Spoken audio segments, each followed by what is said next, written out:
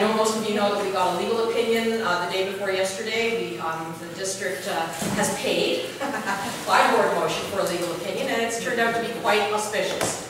We're very pleased with it, and everyone who reads it is also pleased with it. Well, not everyone, but many of the people that are talking to us are very pleased with it. And it seems to suggest that we have grounds for challenge.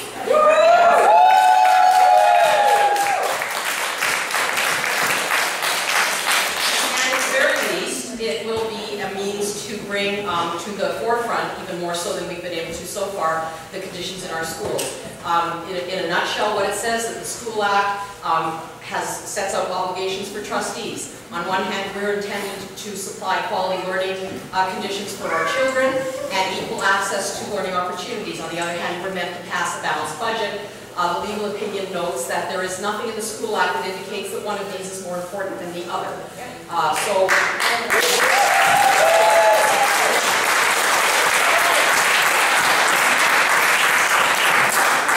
the reason hand is up here, and I'm going to hand you the mic in a second, so just get ready, is that there's absolutely no way that any of this would have happened without her. She has been the most brilliant, the most resourceful, and I think one of the bravest people I've ever worked with.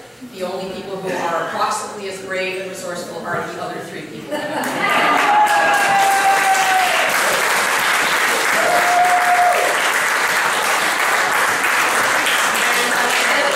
I've had so much fun having a terrible time. So. Thank you so much for coming out tonight to celebrate with us, because it is a celebration, and it's really just the beginning. Now, we may be fired next week or sometime next month, but really it's just the beginning of the struggle. And so I want to encourage everyone to stick with us, because we're not going to go anywhere. We may not occupy those seats at the table, but we're going to continue to advocate and fight for public education, and we'll need everyone still behind us. We're like right behind us.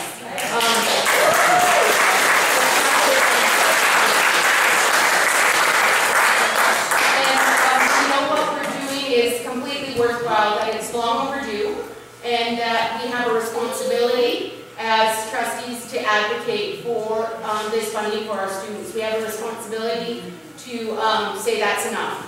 And I think that that is, and should be everyone's priority if they sit at that table, to ensure that all students have the resources they need and the supports they need, and that our staff have the supports they need to do the jobs that they need to do.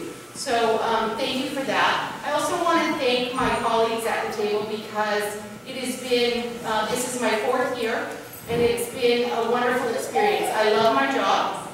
I really, really love my job. And it has been made even more wonderful for the 3 years that I worked really, really closely with Edie. And she's been a fantastic, amazing mentor to me.